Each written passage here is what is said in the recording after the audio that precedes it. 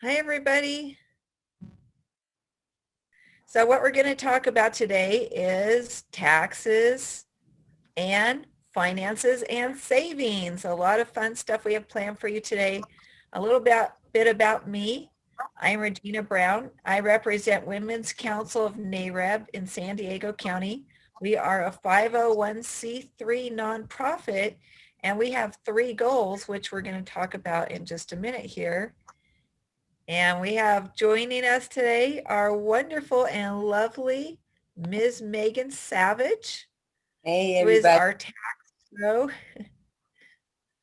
Hey, Megan, can you tell us a little bit about you other than I know you do taxes, but I know you're really good at other finances too. So I would love to hear a little bit about that.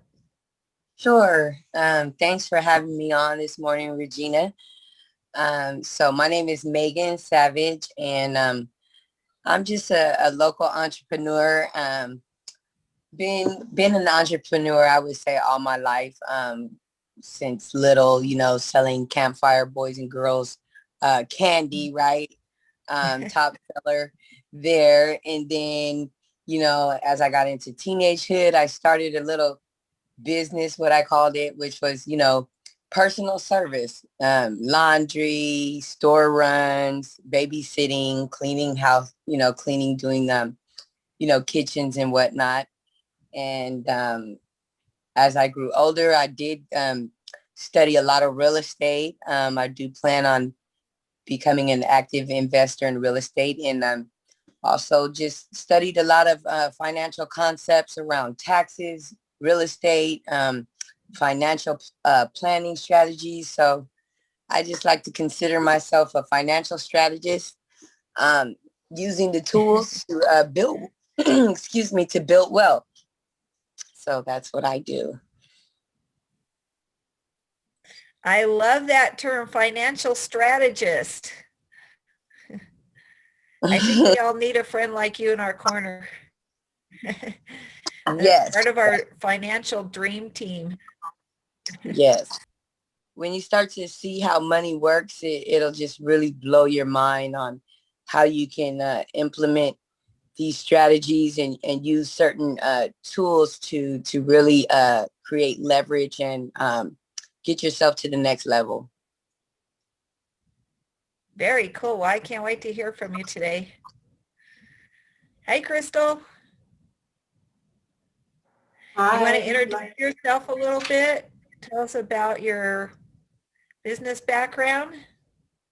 Good morning, everyone. I'm Crystal Berry. I'm MBA, Master's in Business Administration. I am a certified financial education instructor, and I take a holistic approach on financing, financial education, meaning that I do teachings based on everyone's individual experiences, their backgrounds, and their future planning, their goals. And so that's a little bit about me. I'm in real estate. I'm a real estate broker like Miss Regina, and I am currently full-time working in real estate and doing some financial advising on the side. So Hey. Cool. nice to meet everyone. Yeah. And just give me a couple minutes. I'm drinking my coffee to wake up. I was up really late. I know you are working very hard. You have a lot of clients right now who are depending on you, and I don't know how you do it, but great job on all of your many business accomplishments, plus raising your family. So Right. I know that's not easy with everybody with having children home due to COVID-19 pandemic. Max your tax refund. The 5 biggest mistakes not to make when filing your 2021 income tax return. Everybody's favorite topic, and it's tax filing season already. Are you ready? I can't believe it's mid-February. Max your tax refund. 2021 tax refund tips to put more money in your pocket. And again, as I mentioned, today's session is hosted by Women's Council of NAREB San Diego Chapter. NAREB stands for National Association of Real Estate Brokers, and we are an arm of the San Diego chapter. Our topics, our main focus and our mission is home ownership, financial literacy, and college scholarships. And today our topic is about financial literacy. And next month we're going to have a topic about home ownership. Today we'll find out how to get the maximum tax refund quickly when filing your 2021 income taxes. We're going to start the year with a bang with guest speaker Maegan Savage. She's going to share tips for the maximum tax refund. After that, we will have our wonderful Barry, certified financial educator, share tips about savings and what not to do once we get that big refund check, right? A little bit about Women's Council of NAREP. Our mission is to elevate the standards of women in the real estate industry by encouraging leadership, education, and the exchange of information through group learning techniques. And I will say that men are welcome in our organization as well.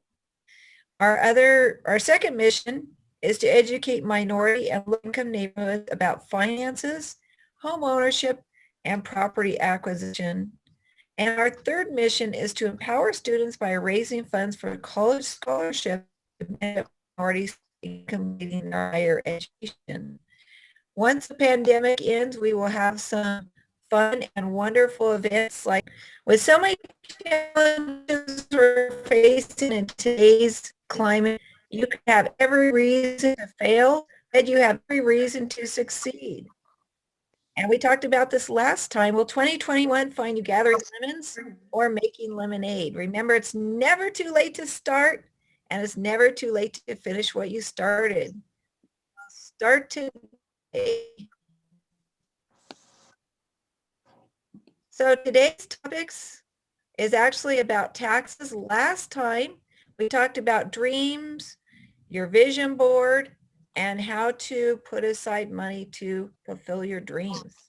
Today we have special guest Maegan Savage, who is a financial strategist, a tax prep professional, and a financial advisor.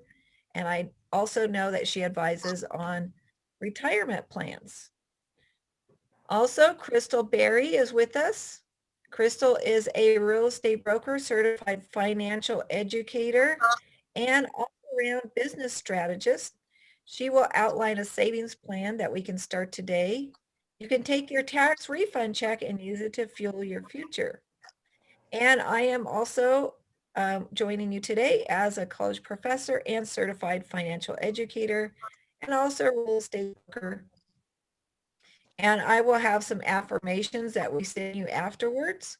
It's called 50 Financial Affirmations. Awesome. So we have a little poll here. Everybody can just tell us their answer, but what is the best day for you to attend a financial workshop? Is it weekday evenings? Is it Saturdays, or what would you say? I would say Saturday morning. Yeah. Okay, cool. Saturday mornings are always good. First thing, you know. Okay, good. Well, we're here Saturday morning, so I guess we picked a good day. Tax tips. Paying taxes is American, but saving money is even better.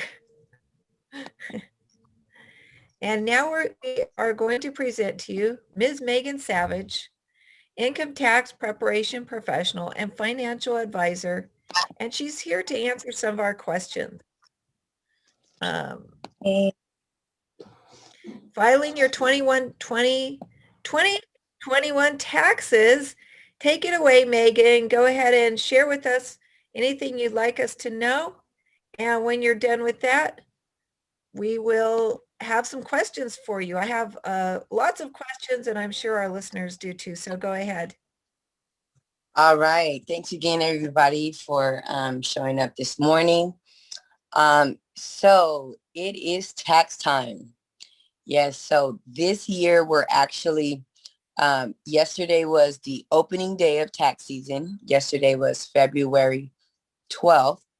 And so the first thing that we're seeing here is a delayed opening. We're having a delayed opening. Usually tax season. IRS starts processing tax returns about the 31st of January. This year, we had a pushback due to, of course, the COVID-19 situation. So we're having a delayed opening. So IRS started processing tax returns yesterday.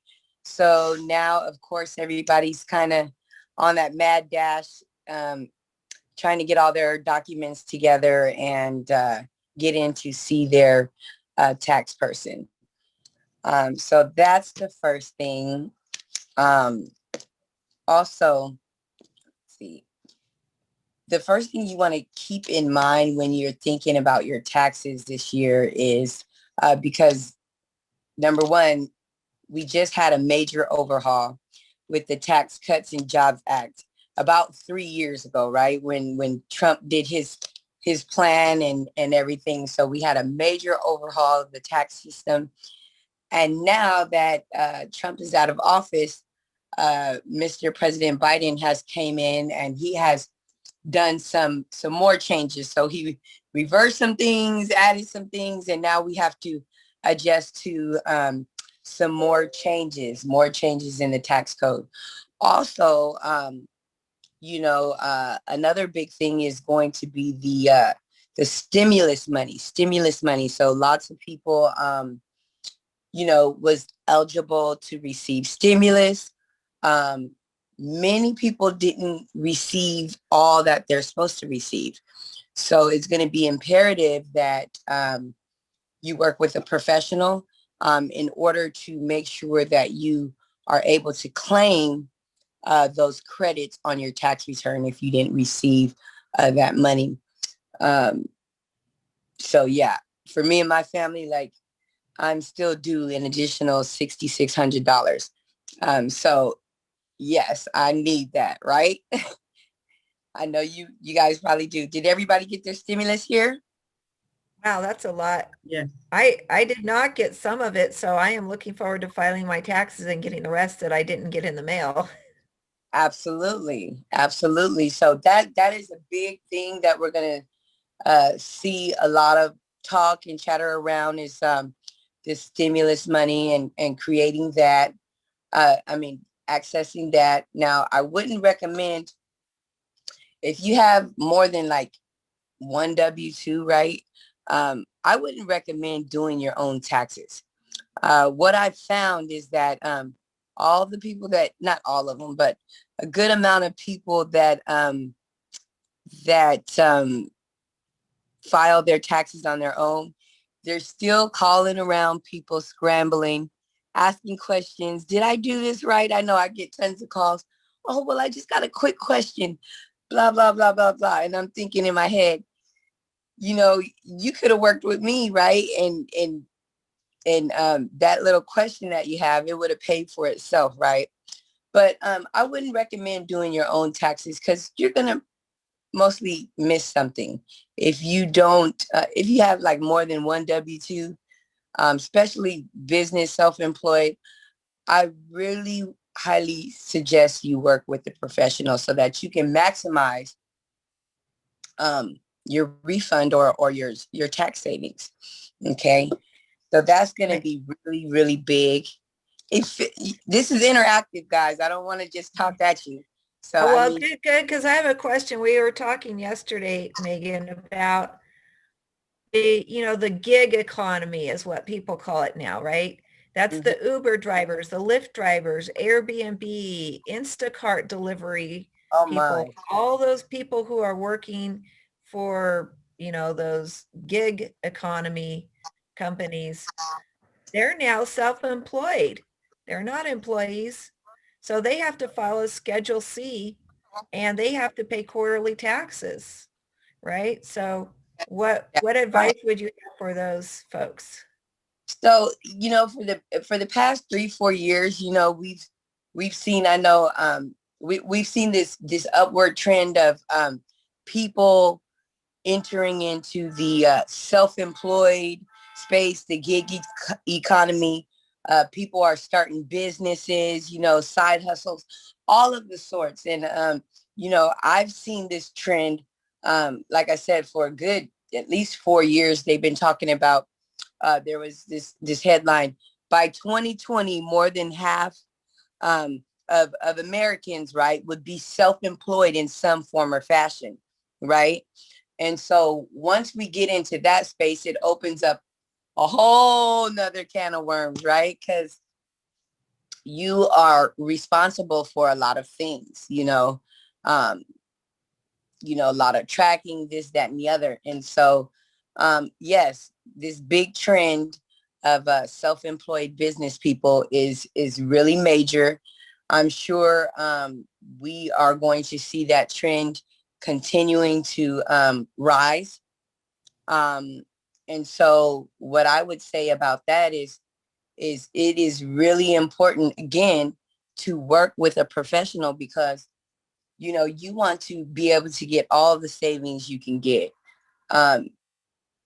Have a strategy, have a plan. What is your goal? Um, what else can I say about it? It just opens up a whole nother world of tracking, and it's really important that that you. I lost my train of thought. I'm sorry. While you're thinking, I have another question for you. Okay. Everybody wants to know, how can I get my refund the fastest possible? I want my money in my hand. So what tips do you have to help us get our tax refund as quick as possible? Well, the first thing would be to be prepared. Get all your documents ready, organize them. Most of you guys are self-employed, correct? In one form or fashion. Yes, both self-employed employees. So the main thing there is you want to have your income and expense statement, your profit and loss. That's going to be the main piece of information that will be used to complete your taxes. So have that together. Go on and get your, you should have done this throughout the year. However, many of us have to build these habits over time, right? So you may have to compile all of your stuff and do a reconciliation of, of the year.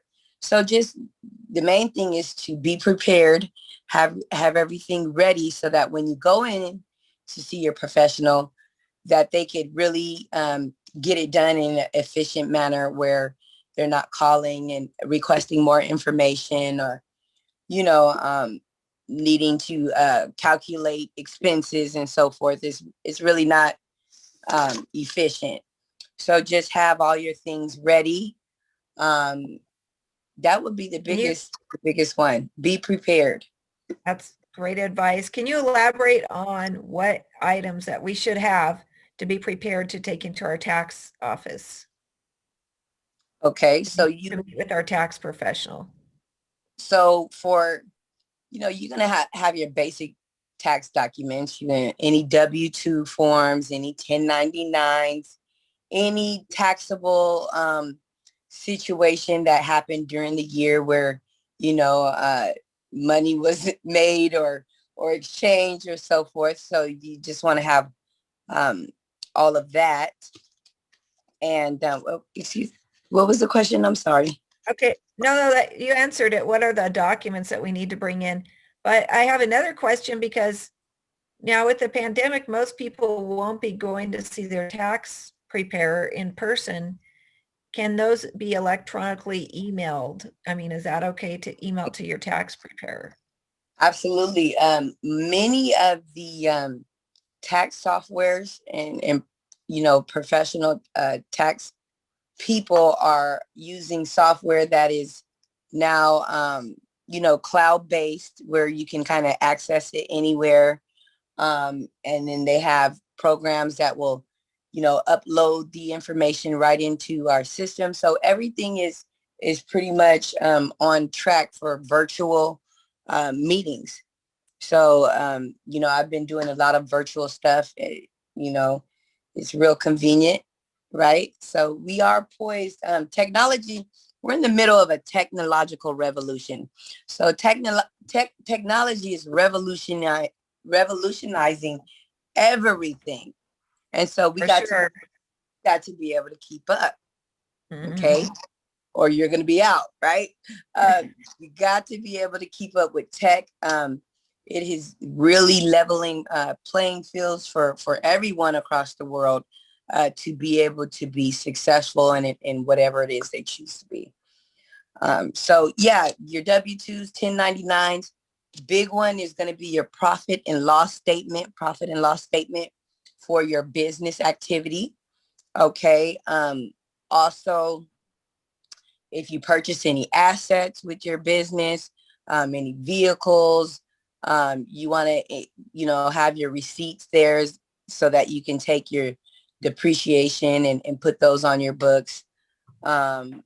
Of course, you're going to need, identification and social security numbers, birth dates for everybody listed on the tax return. Any other questions? Small businesses that received PPP. PPP. All this money floating around everywhere, right? So there's EIDL, there's PPP, there's PPP second draw, there's unemployment, there's stimulus. I mean, the list goes on and on and on. I was really happy that I was poised as a business to be able to receive some of these monies that are available. And so in order for you as a business to be positioned to get this money, you need to have your business set up correctly. Okay, so you need to have a business license or articles of organization or incorporation. Okay, you should have your business bank account. That's one of the main requirements where, like I was eligible for, right when it came out, I applied for this EIDL grant. Okay, it was a $10,000 grant. When I applied, all my ducks were in a row. They switched the program at the last minute when those people got their applications in. So I got 1,000, whereas I was supposed to get 10,000.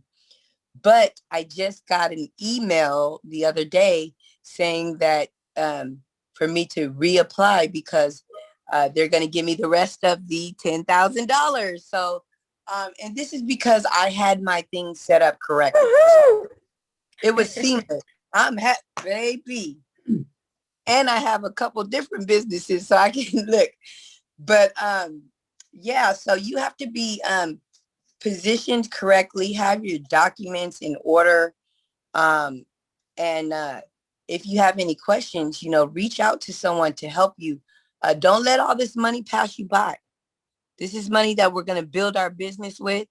This is money that is seed money, to take us to that next level, I believe.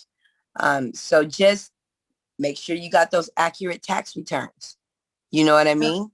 Have your tax ready on hand, because that is part of the a lot of this money and funding that's coming down the pipeline is that they want to see your taxes. Okay. And so you want to make sure that your taxes are in order, right? Yes, of course, before you can apply, you have to have all your ducks in a row, as you mentioned, and that's the value of working with the professional. And Veronica, thank you for that question about the PPP loans and grants. I'm The not question, sure. I'm sorry, go. Regina, the question is, if you receive that money, how are you going to file it? Are you have to file it as an income? How is that going to reflect on your income tax, business income tax this year? That's a great question. That's a great question. So when you receive money as a loan, it is actually considered your own money. So it's not income.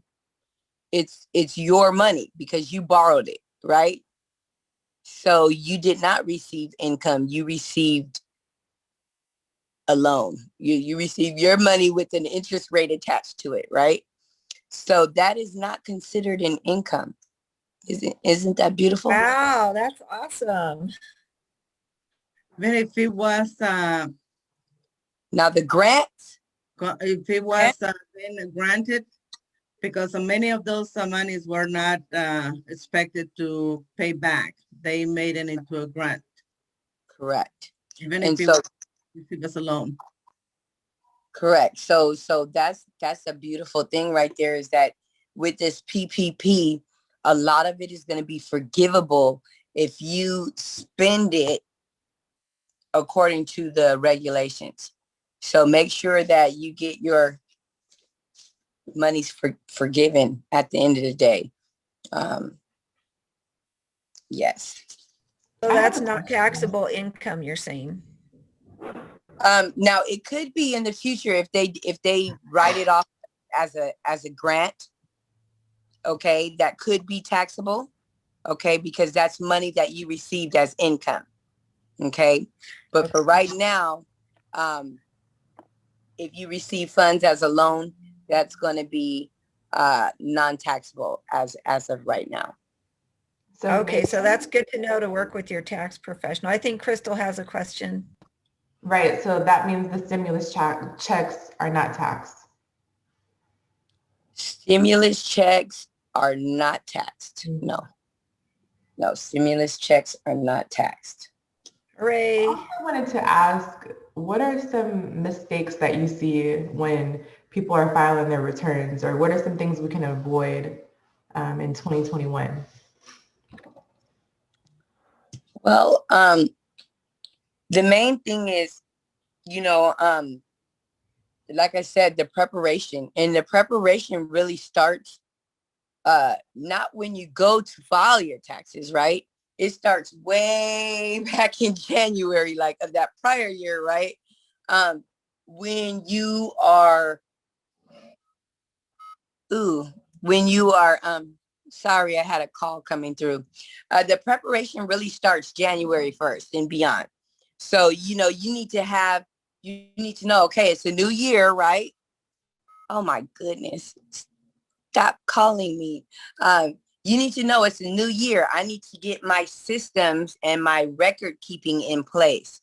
You know what I mean? It's February. It's still not too late.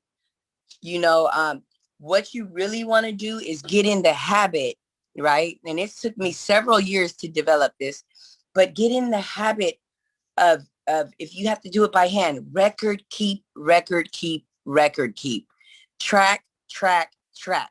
That would be the most beneficial thing you can do, because you want to be able to take advantage of everything that you're able to, right? And that you qualify for. What I mean by this, a lot of people have business miles. They drive, right? To and from, seeing clients, so on and so forth. You need to have a system in place to track those miles. You need to have a system in place to track that maintenance, to track, any fees that you may pay, any service that you do to that vehicle. Have that system in place come January 1st. So that when it's tax time, guess what? All you're doing is pulling records now. But if you wait till tax time and then you're scrambling trying to recreate all that, it just causes stress for you, and it causes stress for your tax professional. Trying to put all that together and figure out what's what, So the biggest thing would be tracking. Make sure you don't commingle your funds, right? You need to have separate accounts. You just got to, it makes things way easier when you have it like that. So just get in that mindset of tracking, and then you will make your life much easier. So that's the main mistake that people don't do is they don't keep good records. They don't have good systems of processes in their business, because we're all, a lot of people are new, they're just now starting this, so make sure you have good tracking. The other thing is estimated taxes. So in real estate, I have a real estate client who she's going to be like $250,000 this year. You know, she's very concerned about taxes. You know what I mean? So It's great to make a lot of money, but there's a downside too, right? that's right. So if you didn't owe a balance last year, you'll be off the hook for estimated taxes this year because there's no basis. However, if there is a basis, like a tax basis, meaning you had a tax liability last year, they're going to want you to be making or have made estimated tax payments based on last year's liability. So I would say always have a separate account or set aside for your taxes as you go. You know, a good rule of thumb, 10%, 15% for state and federal, especially if you're going to be making some good money like you real estate people do.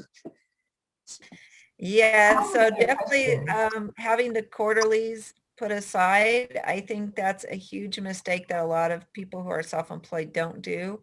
And you mentioned real estate. I know it's pretty common in real estate. Sometimes we don't get paid for a while. And then Right. when we do get paid, we're really counting on that money to pay all the bills we didn't pay in the previous month or 2 months when we had no commission. So we get a big commission and it's easy to forget to put aside money in a separate account for quarterly. So that was a great tip. Thank you for that. Now I you would can even add to that. Oh, sorry. Oh, Go yes. ahead, And you can Crystal. also have this system automated for yourself. You know what I mean? You can set your banking to do certain things. You know, it could pull it out, maybe pull it out automatic every time that commission money hits the bank, you know, so that you don't have to think about it, you know, and it makes your life easier, right? Because as the business person, we wear all the hats, right? We do the marketing, we do until we're able to hire, right? Yep. We have to do it all. So making your life easier just makes sense. Did you have something, Crystal? Yeah, I was actually going to say, I would even add to that the 15 to 20, I would say like 20 to 25% to set aside, especially if you're making a good amount of money as a self-employed person. You probably should put around 20 to 25% away because they get us extra hard, especially in California for self-employed. You Yeah. have to have a good amount set aside. Yeah. So just to be safe, 20 to 25%. And then if you have extra, then it's great. I like that, Crystal, because you know what we're forgetting. If you make money, right, and you're just a sole proprietor, meaning you file a Schedule C or just like a single member LLC, right? You're gonna have that pesky thing called self-employment taxes. Exactly. You know what the regular people pay for Medicare and Social Security? Yeah, so we have to pay all of that, which is about 15%. Okay, so that's on top of your regular liability to state and federal. You're going to have that additional 15% self-employed taxes to go to cover your Social Security, Medicare, and you're actually cover employee and employer side, right? Mm-hmm. So when you're on W-2, the employer picks up some taxes and you pick up some taxes. But you're self-employed now, so guess what? You get to pick up all the taxes. Right. And So you need to be both the employee and the employer. Yeah, I wanted to ask, what are some deductions that self-employed people could keep in mind or take on? Because I know for me, I have a home-based office, so that is a deduction. I drive around and show homes, that's a deduction. Oh, yes. That's a great question. I want to share a concept with you that kind of blew my mind once I started seeing it. The tax code is a wealth building tool. The tax code is a wealth building tool. Okay. Interesting. Yeah. Oh, yes. Oh, yes, it is. Yeah, that's why I'm so into all of this stuff, because it'll blow your mind to see how money is almost created out of thin air, right? So I have this concept that's called reverse profit. Okay, reverse profit. And what that means is when you're claiming these deductions, guess what? You're reverse profiting. You're using that money twice. You're using it twice. You're getting double benefit. You created money out of thin air, basically. So when you go to your business, right, your deductions, we got home office deductions. Oh gosh, my phone. We got home office deductions. We got mileage and car expense. We have marketing. We have office rents, or if you have an office, you have office supplies. You have professional services where you hire different people for different things. Anything almost in your business is a write-off. Has to be done correctly.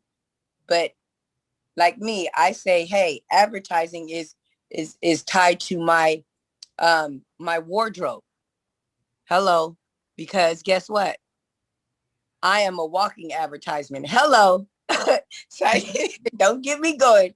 I'm a walking marketing piece, okay?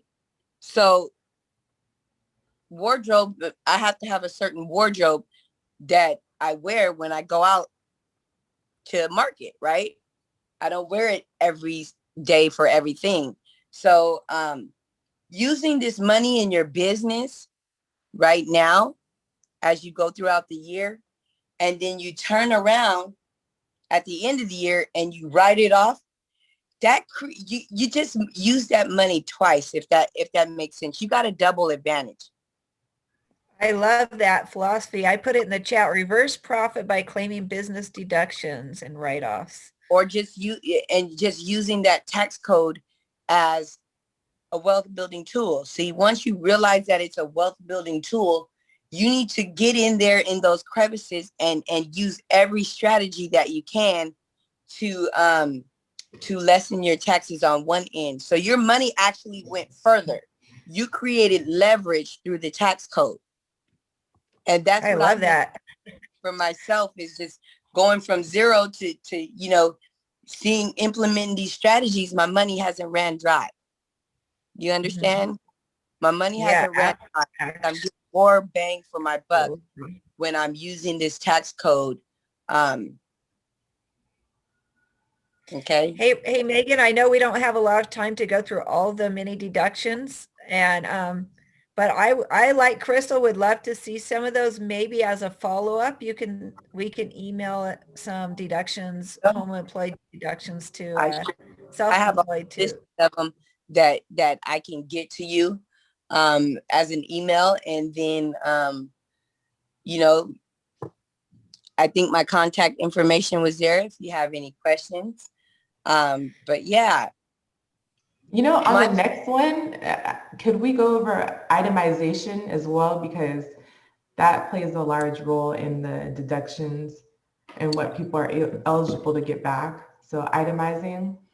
Itemizing as far as your business expense or Yeah, your... exactly. Because some people, I think, get carried away on the deductions, and they'll just be like, oh, that's a deduction, so I'll just buy and buy and buy stuff just to deduct. But sometimes you have to reach a certain itemization level to get the max back. So that plays a role in it as well, right? The itemization. It does. Definitely on your schedule C, you're going to be itemizing or listing all your expenses anyway. So you're going to list all your business expenses. Yeah. Okay, so I wanted to put your phone and email in here, Megan.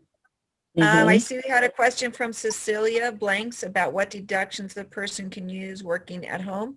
And as we said, there's so many that we're going to have to email out a list to everybody afterwards. But tell me your phone number again. I'll type it in here real quick. It's 619-376-0976. And that's Savage Tax and Financial at gmail.com. taxandfinancial@gmail.com. Okay, cool. I put them both in the chat for everybody. I just So have one more question. Oh, go ahead. Okay. And then after this, I'm going to be on, but I do have to run because I'm actually headed over to the tax office now. Oh, okay. So, We have one more quick question for you. Well, two really quick ones. If a person was interested in free and low-cost tax filing like the VITA, VITA, where would they find that, or how would they do that, or would they know if that's the best option, or if they should see a paid professional? And the second one is, what if somebody owes money on their taxes? How can they make payment arrangements for that? okay. So the first question is for the VITA sites and the free tax preparation. I would say that is good if you have like one or two W-2s, right? If it's simple, a lot of those people are volunteers. Some of them are just took a brief overview on how to do this and then now they're doing it, right? So I would say nothing complex with the VITA or the free sites. If you have something fairly simple and you need that resource, go for it. But a paid professional most likely will always pay for itself in the value that you receive on the taxes. So, And for the VITA, they have to be income qualified, right? Like low income to file. Okay. Now, if you want to find those people, you can always call 211 in your local area, 211, and they'll connect you with resources. Great tax tips. Okay, so I'm self-employed. I went to my tax pro. I forgot to put money aside. Oops, I spent it all. And now I have a big tax bill. So how should I move forward? I don't want to be owing the IRS money, and I'm worried about a levy or a lien. Okay, so I would definitely say installment agreement. You can set up an installment agreement, which is a payment plan, very simply from the website, or you could submit a form with your taxes. If you know that you owe, you can submit that form right through your tax return. But you want to get that, you want to kind of like get that paid up, ASAP, right? It's just not, it's not good to have it like lingering around because it, any little monies you get, they want to take it, and it's just not, it's not something you want to do. Go ahead and get it paid off if you can. If it gets too excessive, there's some other strategies that you can implement to knock it down or even possibly get it removed or lessened and so forth. So, and especially with this COVID-19 time, if there are any monies owed or anything, I would highly suggest looking into some type of offer and compromise where, you can settle it for less because they need the money. They're underfunded in a major way. So, yeah, those are some things you can do. Thank you, Megan, for that presentation. That was amazing. I think to piggyback on it, hire a professional. They're like $200 to $300 and they get the job done, and it makes your life so much easier. And it's just much better to hire a professional. So her information is in the chat, so make sure you check her out. Okay, so I'm going to talk about what you do once you get your big refund check. I think a lot of people already have the money spent before they even file. So if you don't already have an emergency fund, I'm going to talk about that today and what to do to get yourself together with your savings. So an emergency fund. Did you know that half of Americans they said that they can cover $1,000 in emergency expenses, up to $1,000. So that is nothing. I mean, it's not covering much. So I want to make sure that you guys are prepared in case there was a market crash, in case an emergency comes up. For the people who were prepared for COVID, you know, it was important to be prepared before things happen. So emergency fund, and then there's short-term savings, which is separate, and then there's long-term savings. So I'll go over each of those. I'm gonna go really quickly. So they've said that it should be equal to 6 months. So originally it was 3 to 6 months of your expenses should be set aside for an emergency. With the pandemic and with everything going on, it's been pushed up to 6 to 9 months should be set aside for emergency. And the range is for 6 months if you have a stable job that's not affected by economic changes, such as if you're a doctor or you're a lawyer, you have more stability. You're looking at 6 months of savings set aside. So if you make $5,000 a month, for example, you're looking at putting aside at least $30,000 in emergency fund for when emergencies occur. If you are an independent contractor and self-employed, you're looking at putting aside at least 9 months of savings, so around 45 grand, which it seems like a lot, but if you're self-employed and you, like the pandemic, for example, if you have no options to work and things are shut down, that money is going to sustain you for that 6 to 9 months, 9 months if you're self-employed. So you want to always be prepared for a market collapse. The people who are prepared, they say when economic things happen that the rich get richer and the poor get poorer, unfortunately, because the rich were prepared for these times. And so you want to always be prepared as if something were going to happen. So a simple calculation, you want to multiply, like I mentioned earlier, your financial needs, your expenses by 6 months if you have a stable position, by 9 months if you have if you're self-employed. So any questions so far? None? Okay, so they say in this slide, they're saying to set aside your expenses net. I would say to set aside at least 10% of your gross income that's coming in. So your gross is going to be before taxes are taken out. I tithe on my gross for 10%, and we also put away 10% gross for savings. So if you get in the habit of putting away a percentage, then it just becomes more of an automatic thing that you don't have to think about much. So you save, create an emergency fund for sudden unemployment, to replace things, for emergency medical expenses, and for disaster recoveries, and deductibles in case of an accident. Most deductibles will cover up to 80% of an emergency. So you want to have that deductible amount, 3,000 plus for most deductibles. You have to have at least that set aside in case of an emergency. So deciding on an emergency fund. Has anybody heard of Ally Bank? So we use Ally Bank for our emergency fund, and the APY is 50% right now. It's at 0.5, which is actually the lowest it's been. It got up to 1.4 last year.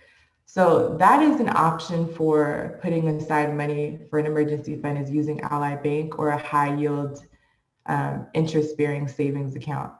So just to put things into perspective, like your Chase Bank or your local bank is at 0.02%, whereas Ally Bank Online is at 0.5%. So at least you're saving and you're getting a little bit back at the end of the year. And that's something that could be helpful long-term. So of course, your emergency fund, you want to make sure it's liquid so that you have access to it in case something were to happen as soon as possible. With Ally, it does take about 24 hours for your money to get into your local bank account if you wanted to transfer it. So if you're someone who needs it right away, that may not be the best option, and you may want to consider putting aside your emergency fund money in your local bank like your Chase or your Navy Federal or one of those options. So emergency funds are going to cover, like I mentioned earlier, your insurance deductibles, your vehicle repairs, family emergencies, and medical emergencies. So I mean, I thank God for an emergency fund because going into the pandemic, we were prepared for things that were coming up. Like my daughter recently had a surgery on her eyebrow, and we had this dermoid cyst removed, which was $3,600 for a deductible. And luckily, we were prepared for that, so it didn't just completely break us. So it's just preparing for things before you even know that they're going to come up, and it just helps you feel more at ease when things do happen, when you know that you have an emergency fund set aside. And then a short-term emergency. So once you've reached that 6 months or 9 months, you want to have some additional savings for those short-term things that you want to do, like go on a vacation or, enjoy the fruits of your labor, go to a nice restaurant, or just buy something that you'd always wanted, a bag or be responsible, but the art piece that you wanted, that short-term savings is going to go towards a goal. Oh, another thing with Ally Bank that I really like, and other banks allow this too, is they have buckets. So once you reach your emergency fund, you can set aside money in a separate bucket for other short-term savings. So for us, we just got a house and we want to do some renovations in the backyard. So once we hit the emergency fund amount, now we have another bucket that flows over into, okay, new concrete for the backyard, that's a bucket. And then new grass, that's a bucket. So there's all these different buckets that you can create within certain bank accounts that allows you to save for other short-term goals. So keep that in mind too. And then I mentioned earlier, always pay yourself first. With me, I tithe first and then I pay myself first before paying any other expenses. And so what that means is as soon as you get paid, there's an automatic allocation of 10% towards, if you do tithe or you give to a charitable organization, that would come off the top. And then the next 10% of your gross would be automatically paid to yourself, meaning that you're saving for whatever goal that you have for the future, your emergency fund, all of those things. So you want that to be first, So make sure that's a priority, just like paying all of your other expenses. And it's important to do things in this certain way because it allows things to be streamlined moving forward. So always do 10% off the top straight to yourself. Pay yourself first. Okay, let's see. Yeah, factors to consider, like we were talking about earlier, a lot of us on this line are self-employed. And so savings is even more important than ever for self-employed. Preparing for the taxes, putting aside the 25 to 30%. And then in addition to that 20 to 30%, you have to pay yourself and save for your emergency. And then also simple ways to save some more money. So of course you can increase income. If you're self-employed and you do sales, you could say, I want to sell some additional units by this date, and that will cover your tax expense, or that will make up for your emergency fund contributions. But there's ways to play it or add some additional activities. I know me personally, I love photography. That's something that I just enjoy doing in general. So I'll take on some headshot sessions, or I'll take on some family sessions just to have some additional money to put aside for my emergency or for my savings. So that's just a fun outlet, a creative outlet for me to make some additional money. And also there's tax write-offs for that as well. Any questions so far? We're almost done. This Regina, yes. I don't have a question, but I just want to piggyback on something that you said earlier. I really like that you were using Ally Bank as an example of, putting money away for the future And we were talking about putting money away for taxes when Megan was presenting. So, I mean, that's really, really critical. What I've done is I have a bank account, sort of like Allied. It's actually a credit union. I love my local credit unions, but this is a credit union that's not near me. So when I put the money in there, I mean, I transfer it out and then it's hard for me to get it back. So I'm not going to go to the grocery store and swipe a credit card. I don't even have a credit card for that or a debit card for that account. It's put away. I never see it. And then when it's tax time, I get to go to that account and pull that money out, which is, you know, a little more difficult to do. So it's not accessible and easy for me. And I actually forget about it because it's not one of my regular accounts. So that's how I put aside money for taxes as being self-employed. That was actually perfect. That's exactly why we set up Ally Bank Online, because it's not easily accessible and you almost forget about it because you're not looking at the account regularly. We're just putting the money aside in there. We don't even think about it until, I mean, we think about it here and there, but it's not easily accessible. So you can't say, oh, I overspent in this category. Let me just pull it from my savings really quick. That's where a lot of people get in trouble, is that constant back and forth from savings to checking. And it's easy to do that when you have like a Chase Bank, or, you know, when you have those bank apps, you can easily just transfer. That makes things a little bit way too easy to overspend and not put away savings. So having completely separate bank accounts, one that's Right. less accessible and one that's easily accessible, is key. So thank you for bringing that up, because that's Yes, I very mean, I don't even see it or anything. So it really helps a lot to just automatically put it aside. Every time I get paid, put the money aside. And then, you know, when I need it for my taxes, there it is. Also, And just to even when you chime in get, real quickly, oh, if I may, you know, being the financial strategist that I am, you know, I love that she is taking advantage of a bank that's going to offer you that APY. Okay, that's real important.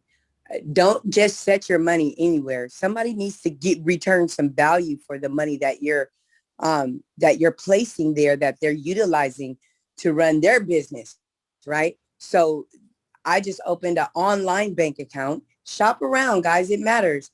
The online bank account that I opened for one of my businesses is called Blue Vine, and they offer no fees as well as a 1% APY, a 1% APY. So that's really competitive in today's market. So just remember that. Always make sure your money can make money. Okay? absolutely. Thank you for that, I Megan. love that. Absolutely. Having your Yeah. money make money. Exactly. Always, and people, like I was saying, they default to the I keep bringing up Chase Bank. I have Chase Bank, but the savings in that is 0.02%. You're not going to get back much of anything. And whereas the Ally Bank or online bank may yield you, you know, 0.5 to 1%. And keep in mind, those rates change based on what's going on in the economy. So you may join a bank that has a 1% yield return, and it may change later to a 0.5%, or it may go up to a 0.2%. You just really don't know. It's based on economic changes. So, but definitely, You could actually multiply your money a little faster by putting it away in a certificate of deposit, a CD, and that helps prevent you from touching it as well, because there's a penalty, a financial penalty, if you withdraw it early.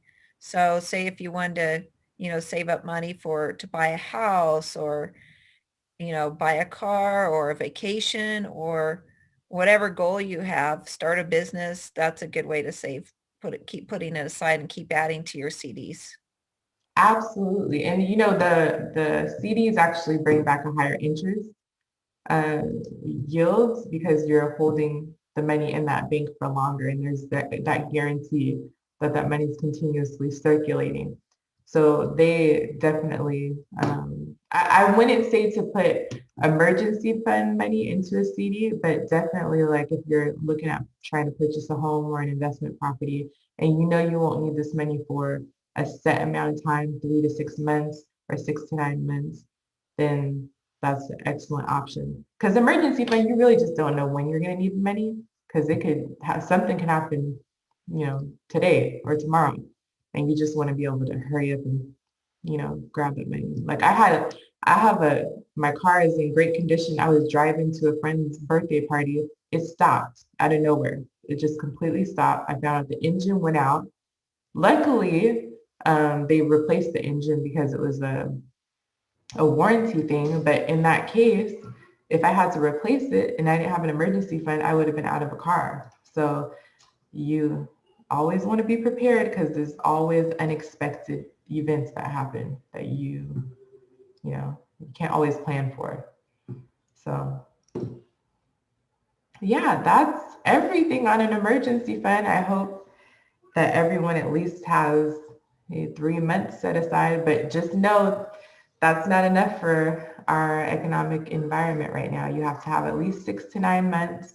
And if you're an independent contractor, aim for 9 months at least in an emergency fund.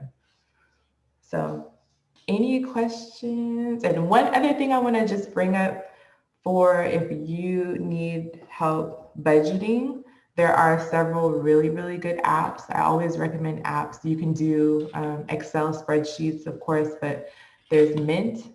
Has everyone heard of Mint before? So that's something maybe to look up. My favorite of all time is called You Need a Budget, and it's called, the acronym is YNAB, and that helps you track literally everything you spend in that app, and it helps you save so much money, and it's called YNAB, You Need a Budget. So please look up that app. It's a great way to get you on track for saving and budgeting and ensuring that you're saving as much money as possible and money's not just going to random things without you tracking. So that would be a whole nother class on budgeting, but I am main advocate for budgeting and making sure that you track every dollar. That's also a Dave Ramsey philosophy, is tracking every dollar. And he has an app called Every Dollar, but I personally recommend You Need a Budget. Put these? I see a question from Cecilia Crystal asking if you can put these apps, the names of them in the chat. Yes. And we will also send them out, how we send out an email the next day or two with all of our resources. We'll include it in there too.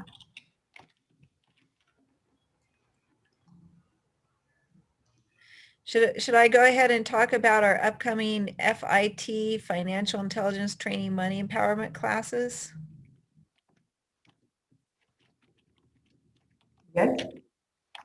Okay, cool. Are you done with your presentation, Crystal, or do you have more to tell us? I'm all done unless anyone has questions. All righty, let's see. Okay, so we do have Financial Intelligence Training Series. It is a monthly series. We haven't started it yet, but we will be starting it soon. And it will be at no cost to you for those who join us early in the process. And let's see.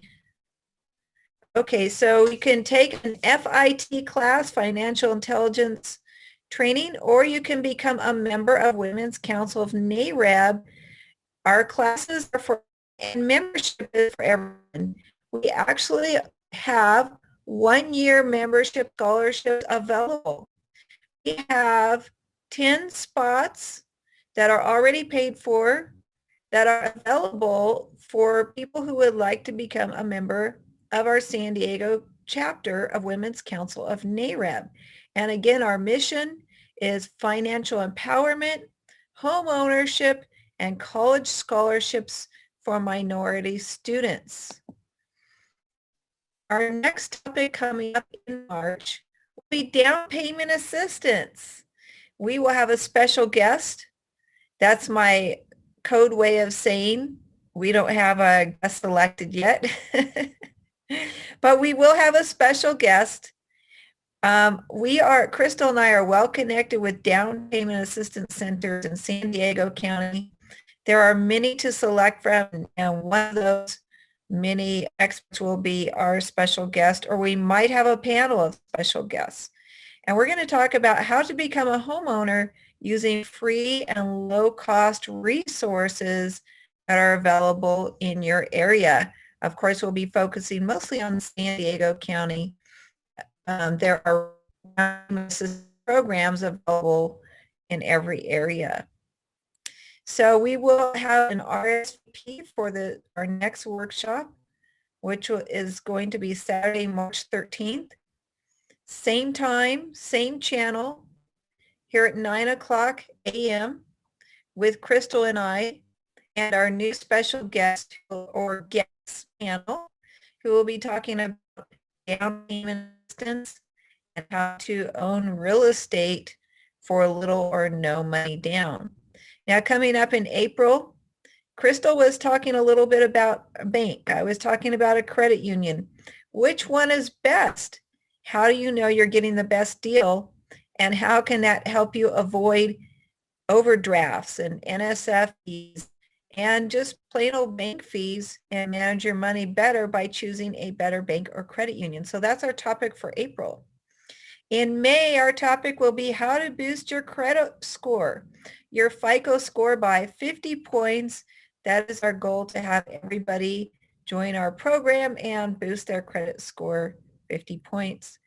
And in June, our topic will be building income streams for a lifetime. I know that topic is near our hearts for entrepreneurs, and bitten by that entrepreneurial bug like Crystal and Megan and myself have, and I know Omar and Veronica, right? So again, thank you for joining us today for Women's Council of NAREB San Diego Chapter, Home Ownership, Financial Literacy, and College Scholarships. Thank you very much for joining us. Stay focused on your goals, keep going strong, and max your tax refund. Take your tax refund and put more money in your pocket.